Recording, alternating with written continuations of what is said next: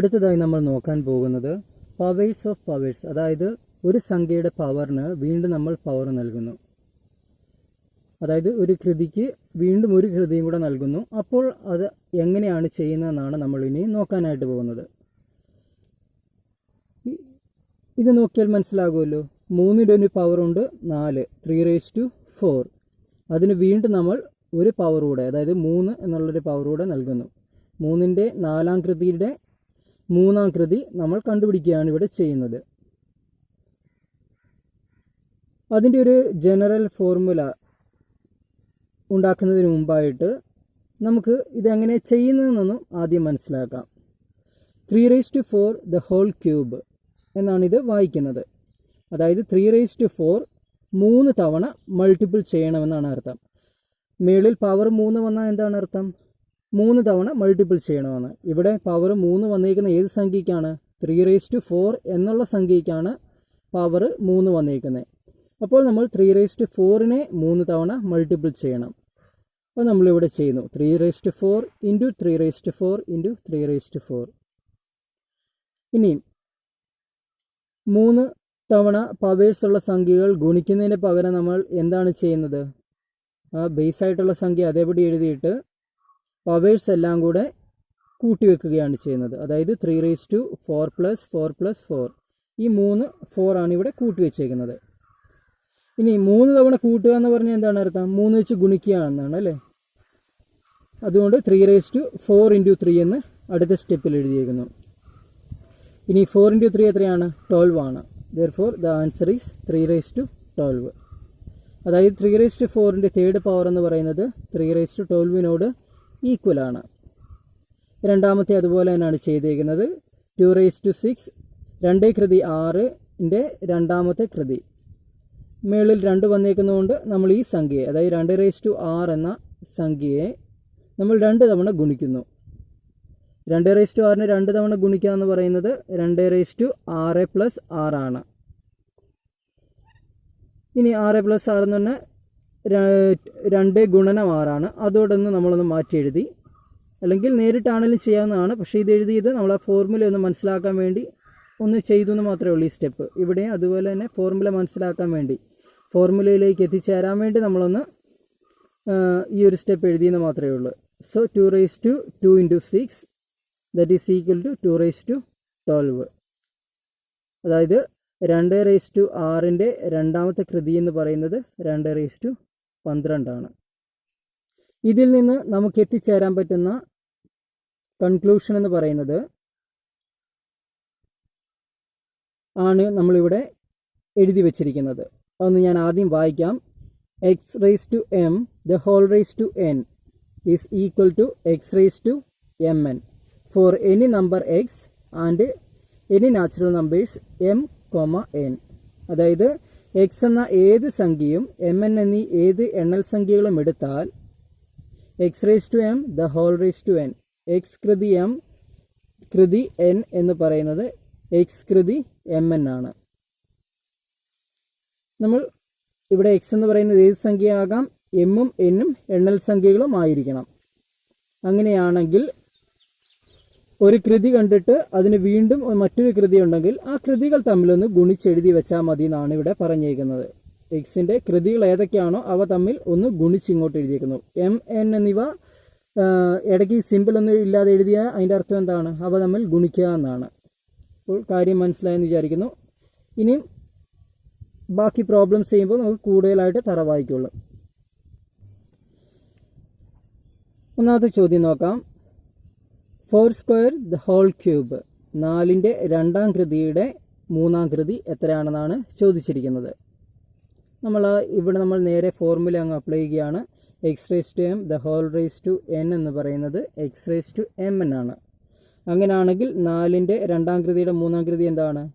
4 ഈ രണ്ട് കൃതികൾ, ഈ രണ്ട് പവേഴ്സ് തമ്മിൽ അങ്ങ് മൾട്ടിപ്പിൾ ചെയ്താൽ മതി. 4 കൃതി 2 × 3 ഇറ്റ് ഈസ് ഈക്വൽ ടു 4 കൃതി 6. 2നെ 3 കൊണ്ട് ഗുണിച്ചാൽ 6 ആണ്. അടുത്ത ചോദ്യം 3 കൃതി 3 കൃതി 2, അതായത് 3³ the whole square ഇൻറ്റു 9⁻⁴. 3ന്റെ മൂന്നാം കൃതി കണ്ട് അതിൻ്റെ രണ്ടാം കൃതി കാണുക, എന്നിട്ട് അതിനെ 9ന്റെ നാലാം കൃതിയോട് കൂടെ ഗുണിക്കുക. നമ്മൾ ചെയ്യുകയാണ്. 3 കൃതി 3 ദ ഹോൾ സ്ക്വയർ എന്നിവിടെ എഴുതിയിട്ടുണ്ട്. അത് അതേപടിയാണ് എഴുതിയത്. ഇനിയും 9⁴ നമ്മൾ അതിൽ 9നെ നമ്മൾ 3 സ്ക്വയർ എന്നൊന്ന് മാറ്റി എഴുതുകയാണ് ഇവിടെ ചെയ്യുന്നത്. 9നെ നമ്മൾ 3 സ്ക്വയർ എന്ന് മാറ്റി, കാരണം 9 എന്ന് പറയുന്നത് 3ന്റെ രണ്ടാം കൃതിയാണ്. 3 ഗുണനം 3 ആണ്. അതുകൊണ്ട് 9ന് പകരം നമ്മൾ 3 സ്ക്വയർ എന്ന് എഴുതി. അവിടെ 9ന് മേളിൽ കിടന്ന 4 എന്നുള്ള കൃതി അതേപടി നമ്മൾ ഇങ്ങോട്ട് എഴുതി. അപ്പോൾ വാല്യൂലൊന്നും ഒരു വ്യത്യാസം ഉണ്ടായിട്ടില്ല. വിച്ച് ഇസ് ഈക്വൽ ടു 3 കൃതി 3 കൃതി 2 എന്ന് പറയുന്നത്. അതായത് ഇവിടെ നമ്മൾ എന്താണ് പവറിൻ്റെ പവർ കാണാനായിട്ട് നമ്മൾ അവ നമ്മൾ ഗുണിച്ചെഴുതുന്നു. ആ ഒരു രീതി വെച്ച് 3 കൃതി 3 × 2 എന്ന് എഴുതി, ഇൻറ്റു 3 കൃതി 2 × 4 എന്ന് എഴുതി. വിച്ച് ഇസ് ഈക്വൽ ടു 3 കൃതി 6 ഇൻറ്റു 3 കൃതി 8. വിച്ച് ഇസ് ഈക്വൽ ടു 3 കൃതി തമ്മിൽ ഗുണിക്കുമ്പോൾ എന്താണ് ചെയ്യുന്നത്? പവേഴ്സ് തമ്മിൽ ഗുണിക്കുകയാണെങ്കിൽ, ആ പവറുള്ള സംഖ്യകൾ തമ്മിൽ ഗുണിക്കുകയാണെങ്കിൽ പവേഴ്സ് തമ്മിലൊന്ന് കൂട്ടി എഴുതിയാൽ മതി. 3 കൃതി 6 + 8. ഇനി 8 6 കൂട്ടിയാൽ 14. സോ 3 കൃതി 14 എന്നുള്ളതാണ് ഇവിടെ ഉത്തരം വരിക. അടുത്തത് ഒരു ഭിന്നസംഖ്യയുടെ കൃതി കണ്ടുപിടിക്കുകയാണ്. Power of a fraction. So 1/2 the whole cube the whole raise to 4 അതിൻ്റെയാണ് നമ്മൾ കണ്ടുപിടിക്കുന്നത്. അപ്പോൾ ആദ്യം നമ്മൾ എന്താണ് ചെയ്യുന്നത്? പവറിന് പവർ വന്നാൽ എന്താണ്? പവേഴ്സ് തമ്മിൽ ഗുണിച്ചെഴുതും. 1/2 റേസ് ടു 3 × 4 3 × 4 എന്ന് എഴുതി. Which is equal to 1/2 the whole raise to 3നെ 4 കൊണ്ട് ഗുണിച്ചാൽ 12. സോ 1/2 റേസ് ടു 12 എന്ന് കിട്ടി. പിന്നെ നമുക്ക് വേണമെങ്കിൽ ഒരു സ്റ്റെപ്പ് കൂടെ വേണമെങ്കിൽ എഴുതാം. 1/2 റേസ് ടു 12 എന്ന് വേണമെങ്കിൽ മാറ്റി എഴുതാവുന്നതാണ്. അടുത്തൊരു ചോദ്യമുണ്ട്, അത് നിങ്ങൾ ഹോംവർക്കായിട്ട് ചെയ്യുക. 2³ the whole raise to 4 × 2 raise to 6 എന്നുള്ളത്. ഇനി അടുത്ത ചോദ്യം, write as powers of different numbers. വിവിധ സംഖ്യകളുടെ കൃതികളായിട്ട് എഴുതാനാണ് ആവശ്യപ്പെട്ടിരിക്കുന്നത്. അതിൽ 2 ചോദ്യങ്ങൾ ഹോംവർക്കായിട്ട് ചെയ്യുക. 2 ചോദ്യങ്ങൾ നമ്മളിപ്പോൾ ചെയ്യുന്നതാണ്. ഇത് ഉദ്ദേശിച്ചിരിക്കുന്നത് 4ന്റെ 6ാം കൃതിയായിട്ടാണ് ഇവിടെ നൽകിയിരിക്കുന്നത്. അത് നമ്മൾ മറ്റേതെങ്കിലും സംഖ്യകളുടെ കൃതിയായിട്ടൊന്ന് മാറ്റി എഴുതണം. 4�6 എന്ന് പറയുന്നത് ഒരു സംഖ്യയാണ്. അതിനെ നമ്മൾ മറ്റ് സംഖ്യകളുടെ കൃതികളായിട്ട് വ്യത്യസ്ത രൂപങ്ങളിലൊന്ന് എഴുതുന്നു മാത്രമേ ഉള്ളൂ. നമ്മൾ നോക്കുക, 4�6 എന്ന് പറയുന്നത് നമുക്ക് 4³ × 4³ എന്ന് മാറ്റി എഴുതാം. അതായത് തമ്മിൽ ഗുണിക്കുമ്പോൾ എന്താണ്? 3 3 കൂട്ടി 6 വരും അല്ലേ? പവേഴ്സ് തമ്മിൽ കൂട്ടുമ്പോൾ 6 വരുന്നുണ്ടോ എന്ന് നോക്കിയാൽ മതി. 4³ × 4³ എന്ന് എഴുതാം. ഇനി 4³ എത്രയാണ്? 4³ എന്ന് പറയുന്നത് 64 ആണ്. അത് നമ്മൾ എഴുതി. 4³ 64 × 64. ഇനി 64നെ 2 തവണ ഗുണിക്കുക എന്ന് പറഞ്ഞാൽ അതിൻ്റെ അർത്ഥം എന്താണ്? 64 സ്ക്വയർ എന്നാണ് അതിൻ്റെ അർത്ഥം അല്ലേ? അപ്പോൾ നമ്മളിവിടെ എന്ത് ചെയ്തു? 4�6നെ 64 സ്ക്വയർ എന്ന് മാറ്റി എഴുതി. രണ്ടാമത് മറ്റൊരു രീതിയിൽ ചെയ്യുന്നു. 4�6നെ നമ്മൾ 4² × 4² × 4² എന്ന് മാറ്റി എഴുതി. ഇവിടെ നോക്കുക, തിരിച്ചു കൂട്ടി നോക്കുമ്പോൾ പവർ 6 വരുന്നുണ്ടോ എന്ന് നോക്കിയാൽ മതി. 2ഉം 2ഉം 4ഉം 2ഉം 6, പവർ 6 തന്നെയാണ് വരുന്നത്. ഇനി 4² എന്ന് പറയുന്നത് എന്താണ്? 16 ആണ്. അതുകൊണ്ട് 4² പകരം 16 എന്ന് എഴുതി. 3 തവണ അതിനെ അങ്ങ് ഗുണിക്കുകയാണ്. 4², 4², 4². ഇനി 3 തവണ 16നെ ഗുണിക്കുക എന്ന് പറഞ്ഞാൽ അതിൻ്റെ അർത്ഥം എന്താണ്? 16³ എന്നാണ് അല്ലേ? So it is 16³. സോ നമുക്ക് 4�6 എന്ന് പറയുന്നത് 16ന്റെ 3rd ക്യൂബിനോടും തുല്യമാണ്. അടുത്തത് 4�6 ആണ്. 4�6ന് നമ്മളിവിടെ പവറിനെ അല്ല മാറ്റുന്നത്, താഴെയുള്ള സംഖ്യ 4നെയാണ് നമ്മളൊന്ന് ചേഞ്ച് ചെയ്യുന്നത്. 4 എന്ന് പറയുന്നത് 2ന്റെ 2ാം കൃതിയാണ്. 2⁻2 ആണ്. സോ ആ 4ന് പകരം 2⁻2 എന്ന് എഴുതി. മുകളിലത്തെ പവർ അതേപടി തന്നെ എഴുതി. ദറ്റ് ഈസ് ഈക്വൽ ടു, ഇനിയും 2⁻2 6 എന്ന് പറഞ്ഞാൽ എന്താണ് അർത്ഥം? പവേഴ്സ് തമ്മിൽ ഗുണിക്കുന്നു. 2നെ 6 കൊണ്ട് ഗുണിച്ചാൽ 12. സോ 4/6 എന്ന് പറയുന്നത് 2/12 തുല്യമാണ്. അടുത്ത ചോദ്യം 5/12 ആണ്. അതിനെ നമ്മളൊന്ന് മാറ്റി എഴുതുകയാണ്. 5 cube into 5 cube into 5 cube into 5 cube. 5/12 നമ്മൾ 5ൻ്റെ തേർഡ് കൃതിയെ 4 തവണ ഗുണിക്കുന്നതിനോട് ആയിട്ട് മാറ്റി എഴുതി. ഇപ്പം നോക്കുക, പവേഴ്സ് തമ്മിൽ കൂട്ടി നോക്കിയാൽ ഗുണിക്കുമ്പോൾ എന്താണ്, പവേഴ്സ് തമ്മിൽ കൂട്ടുകയാണ് ചെയ്യുന്നതല്ലേ. 3 3 6 3 9 3 12 തന്നെയാണ്. അപ്പം വ്യത്യാസമില്ല. ദാറ്റ് ഈസ് ഈക്വൽ ടു 5ൻ്റെ മൂന്നാമത്തെ കൃതി എന്ന് പറഞ്ഞാൽ എന്താണ്, 5 × 5 25 25നെ 5 കൊണ്ട് ഗുണിച്ചാൽ 125. So that is equal to 125. അതുകൊണ്ട് 5 കൃതി 3നെ 4 തവണ ഗുണിക്കുന്നതിന് പകരം നമ്മൾ 125നെ 4 തവണ ഗുണിക്കുന്നു. 125നെ 4 തവണ ഗുണിക്കുക എന്ന് പറഞ്ഞാൽ അതിൻ്റെ അർത്ഥം എന്താണ്, 125 കൃതി 4 എന്നാണ് അതിനർത്ഥം. സോ 5/12 നമുക്ക് 125/4 നമുക്ക് മാറ്റി എഴുതാൻ. രണ്ടാമത്തെ പാർട്ട് മറ്റൊരു രീതി, അതായത് 5/12 മറ്റൊരു രീതിയിലേക്ക് ഇവിടെ മാറ്റാം. 5/12 നമുക്ക് 5/2 6 തവണ ഗുണിക്കുന്നതായിട്ട് മാറ്റി എഴുതാം. 6 തവണ 2 ചേരുമ്പോൾ എന്താണ്, 2 2 4 2 6 2 8 10 2 12. സോ 5/12 കൃതിയിൽ വ്യത്യാസമില്ല. ഇനി 5/2 എന്ന് പറയുന്നത് എത്രയാണ്, 25 അല്ലേ. സോ 25 എഴുതി. അങ്ങനെ 6 തവണ 5/2 പകരം 25 നമ്മൾ മൾട്ടിപ്പിൾ ചെയ്യുന്നു. 25നെ 6 തവണ മൾട്ടിപ്പിൾ ചെയ്യുക എന്ന് പറഞ്ഞാൽ അതിനർത്ഥം എന്താണ്, 25 കൃതി 6 എന്നാണ് അതിനർത്ഥം. Write the factors of 32. 32ൻ്റെ ഘടകങ്ങൾ എഴുതുക. ഘടകങ്ങൾ എന്താണെന്ന് അറിയാലോ, അല്ലെങ്കിൽ ഫാക്ടേഴ്സ് എന്താണ്.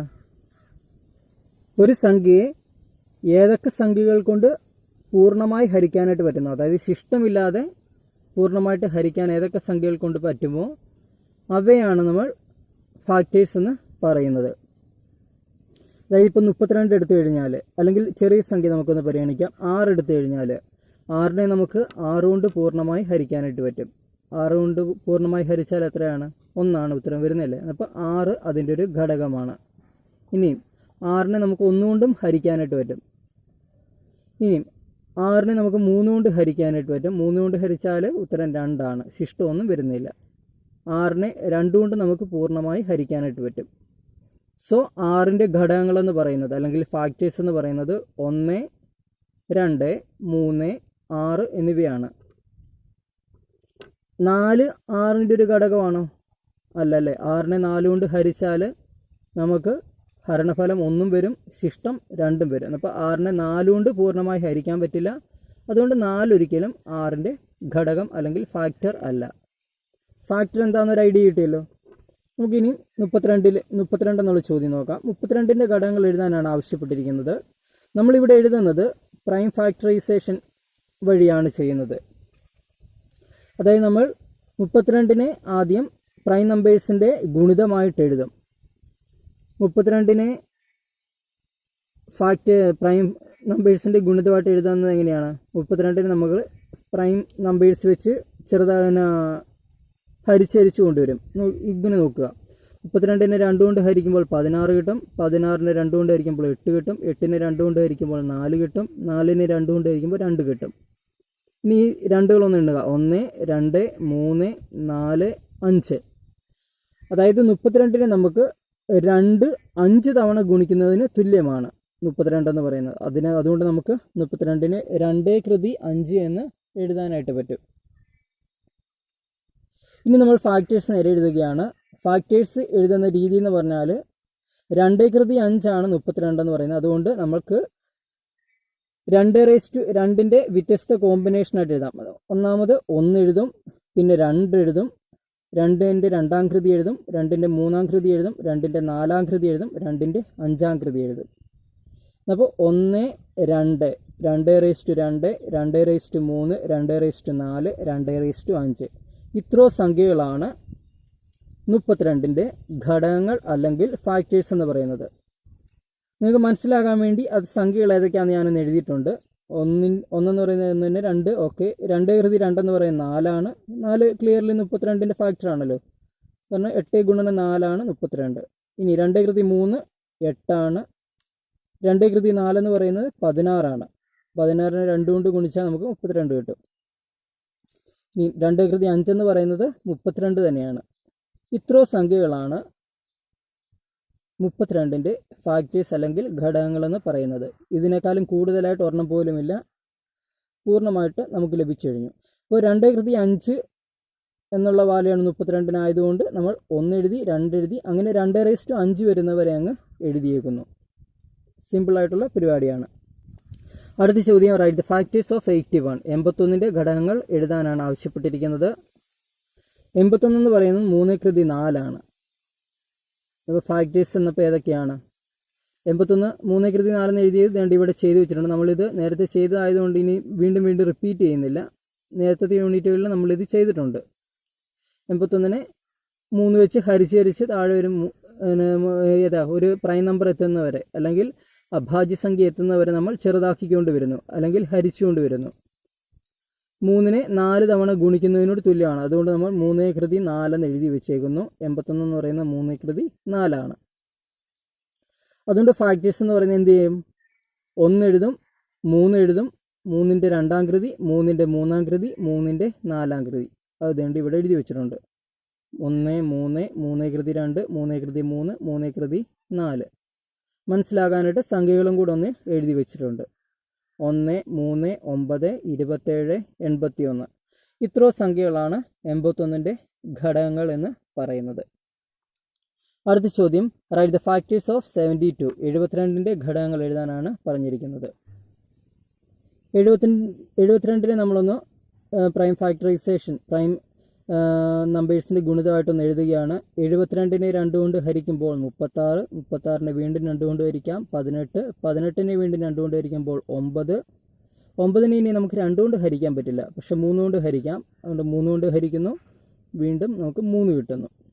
ഇവിടെ ശ്രദ്ധിക്കുക, നമ്മൾ ഹരിക്കുന്ന സംഖ്യകൾ എപ്പോഴും എന്താണ്?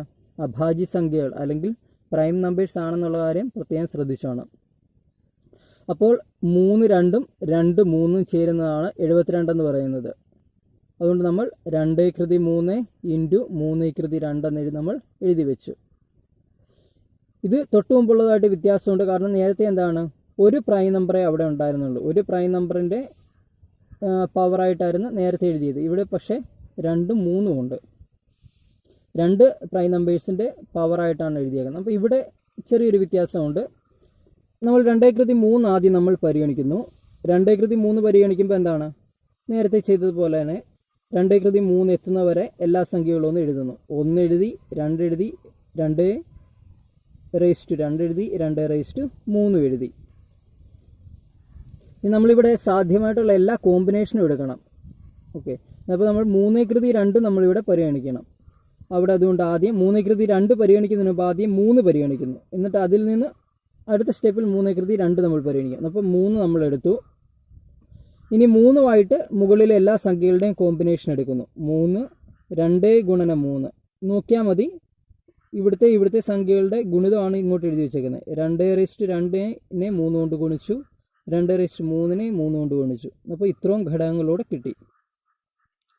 ഇനി നമ്മൾ വീണ്ടും എന്താണ്? 3/2 എടുക്കുന്നു. 3 എടുത്തു. അടുത്ത കോമ്പിനേഷനായിട്ട് 3/2ൻ്റെ കോമ്പിനേഷനാണ് എടുക്കുന്നത്. ഇനി നമ്മൾ ഇതും ഓരോ ലൈനുമായിട്ടൊന്ന് മൾട്ടിപ്പിൾ ചെയ്യുന്നു. 3/2നെയും 2ഉം കൂടെ മൾട്ടിപ്പിൾ ചെയ്തപ്പോൾ ഇത് കിട്ടി. ഇതിനെയും കൂടെ മൾട്ടിപ്പിൾ ചെയ്തപ്പോൾ ഇത് കിട്ടി. 2/3 ഗുണനം 3/2 ഇങ്ങോട്ടും എഴുതി. അപ്പോൾ 72ൻ്റെ ഫാക്ടേഴ്സാണ് ഇത്രയും സംഖ്യകൾ. അടുത്തത്, റൈറ്റ് ദ ഫാക്ടേഴ്സ് ഓഫ് 200. 200ൻ്റെ ഘടകങ്ങൾ എഴുതാൻ അത് ഹോംവർക്കായിട്ട് ചെയ്യുക. തൊട്ടടുത്ത ചോദ്യം, റൈറ്റ് ദ ഫാക്ടേഴ്സ് ഓഫ് 240. 240ൻ്റെ ഘടകങ്ങൾ എഴുതുക. 240നെ നമ്മൾ അഭാജ്യ സംഖ്യകളുടെ ഗുണിതമായിട്ട് എഴുതാൻ വേണ്ടി ഇങ്ങനെ ചെയ്യുന്നു. 4 തവണ 2 ഉണ്ട്, ഒരു 3ഉം ഒരു 5ഉം ഉണ്ട് അല്ലേ? അത് നമ്മൾ ഇങ്ങോട്ടേക്ക് എഴുതി. 240 എന്ന് പറയുന്നത് 2⁴ × 3 × 5 ആണ്. അങ്ങനെയാണെങ്കിൽ ഫാക്ടേഴ്സ് ഏതൊക്കെയാണ്? ആദ്യം നമ്മൾ 2/4 പരിഗണിക്കുന്നു. എങ്ങനെയാണെന്നപ്പോൾ എഴുതേണ്ടത്? 1 എഴുതി, 2 എഴുതി, 2ൻ്റെ 2-ാം കൃതി, 3-ാം കൃതി, 4-ാം കൃതി. അപ്പം 2 മാത്രമായിട്ടുള്ള എല്ലാ കോമ്പിനേഷനും എല്ലാം കഴിഞ്ഞു. ഇനി 3ൻ്റെ കോമ്പിനേഷൻ എടുക്കുന്നു. ഈ ഒരു 3 നമ്മൾ പരിഗണിക്കുന്നു. 3 എഴുതി, ഇനി അതിനെ നമ്മൾ 2 ഗുണനം 3, 2 കൃതി 2 ഗുണനം 3, 2 കൃതി 3 ഗുണനം 3, 2 കൃതി 4 ഗുണനം 3. അതായത് ഈ 3ഉം ഇവിടുത്തെ എല്ലാമായിട്ട് മൾട്ടിപ്പിൾ ചെയ്ത് അതായത് റോസിൽ അതായത് കോളത്തിലൊന്ന് എഴുതുന്നു. ഇനി അടുത്ത് നമ്മൾ 5 പരിഗണിക്കുന്നു. 5ഉം അതുപോലെ തന്നെ പരിഗണിച്ച് ഓരോ സംഖ്യകളുമായിട്ടും ഗുണിച്ച് അതിന് താഴെയുള്ള സെല്ലുകളിലേക്ക് ഒന്ന് എഴുതുന്നു. ഇത്രയും ചെയ്താൽ പോരാ, ഇനി 3ൻ്റെയും 5ൻ്റെയും ഗുണിതം ഒരുമിച്ചുള്ളതും കൂടെ പരിഗണിക്കണം. 3 ഗുണനം 5. ഈ 3 ഗുണനം 5നെ നമ്മൾ 2 വെച്ച് ഗുണിച്ച് ഇങ്ങോട്ട് എഴുതുന്നു, 2 കൃതി 2 വെച്ച് ഗുണിച്ച് ഇങ്ങോട്ട് എഴുതുന്നു, 2 കൃതി 3 വെച്ച് ഗുണിച്ച് ഇങ്ങോട്ട് എഴുതുന്നു, 2 കൃതി 4 വെച്ച് ഗുണിച്ച് ഇങ്ങോട്ട് എഴുതുന്നു. അപ്പോൾ ഈ 3 ടേംസിൻ്റെ എല്ലാവിധ കോമ്പിനേഷനും ഈ ഒരു ടേബിളിൽ ഇപ്പോൾ ഉണ്ട്. അപ്പോൾ ഇത്ര സംഖ്യകളാണ് 240ൻ്റെ ഫാക്ടേഴ്സ് എന്ന് പറയുന്നത്. തന്നിരിക്കുന്ന സംഖ്യകളുടെ ഘടകങ്ങൾ എഴുതാനാണ് ആവശ്യപ്പെട്ടിരിക്കുന്നത്. എയും ബിയും സിയും നിങ്ങൾ ഹോംവർക്കായിട്ട് ചെയ്യുക. ഡിയും ഇയും ഇവിടെ ചെയ്തിട്ടുണ്ട്. 45നെ നമ്മൾ ആദ്യം ഘടകങ്ങളാക്കുന്നു. പ്രൈം നമ്പേഴ്സിൻ്റെ ഗുണിതമായിട്ട് എഴുതാൻ വേണ്ടി ഇങ്ങനെ ചെയ്യുന്നു. 45നെ 3 കൊണ്ട് ഹരിക്കുമ്പോൾ 15, 15നെ 3 കൊണ്ട് ഹരിക്കുമ്പോൾ 5.